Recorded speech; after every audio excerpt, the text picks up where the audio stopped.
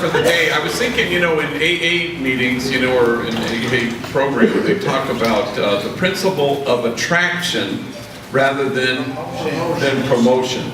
So I was so privileged to accompany Brandon Beverly and Michael Vidas to Phoenix on their first flight.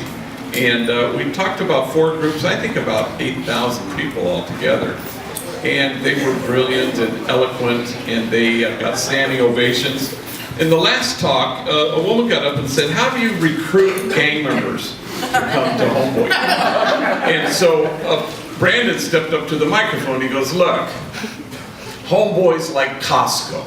Well, everybody laughed before he even explained the rest of it. He says, "You've never seen a commercial for Costco," which is true, you never have.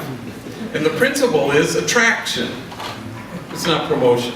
Otherwise, it's about convincing people or winning the argument or telling them stuff or persuading them, as opposed to staying anchored in what is attractive. So if you're a person here who extends himself or herself to an enemy instead of shunning a rival, that's attractive. If you are a person who is a bridge between the races rather than a barrier, whoa, that's attractive. If you're a person who is not a stranger to your own wounds and you're friends with your own brokenness, that's attractive. If you choose to transform your pain rather than keep transmitting it, whoa, that is attractive. So the invitation is to stay anchored in what draws people. So there was a homie years ago named Louie who worked here, big old vato, and was here for 18 months. And he was saying to me once, all I ever wanted to be was the biggest, baddest gang member and drug dealer on the planet. Then he looked at me and he said, "I was disguised as that guy." I said, "Yeah, that's right."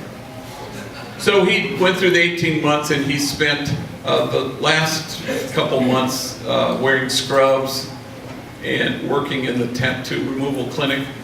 And then on his last day he said, "Would you mind if I said something to the trainees? I want to talk to the trainees." I said, "Sure."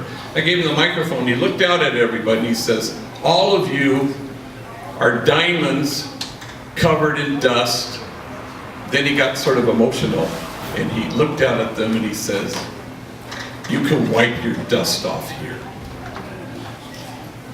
Well, about 3 months later, it was a Saturday, and I was doing masses at the camps, and I get a text from him, and it's Louie, and he says, "Hey, gee, my refrigerator died. Do me a bottle. Do me a favor, help me get a new one."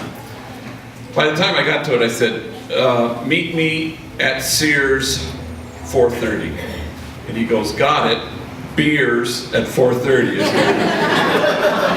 Louie's got jokes. So I go to Sears at 4:30 and I see him. He's talking to this little chaparrito salesman, and he's just huge. And he sees me and he comes galloping toward me and he lifts me up off the ground, gives me a big bear hug. And everybody's watching him attack this white guy in the middle of the Sears. And as he's putting me down, I said, "Have they called security on your ass yet?" And he laughed and he said, "Nope, but it's a matter of time," he said. So I drive him home to his little humble apartment where for the first time in his entire life he's paying rent with honestly earned money, now working at a job that our folks here found for him after he finished his 18 months. We're sitting in the car and he says, "Can I tell you something?" I said, "Sure." He said, "Lately I've been having one-on-ones with, God." And then he looks at me and he says, "And the dude shows up," which I kind of chuckle because I think it's charming. Then I look at him and tears are starting to stream down his cheeks. And he says, "Why would he do that after all the shit I've done? Why would he show up?" And that's the sound of somebody who has discovered here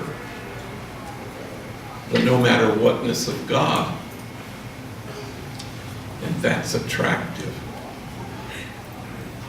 Anchor yourself today in the stuff that draws people in, that doesn't turn people away. If you extend yourself to an enemy, if you choose to be a bridge between the races, if you welcome your own pain and decide to transform it rather than transmit it, whoa, that's attractive.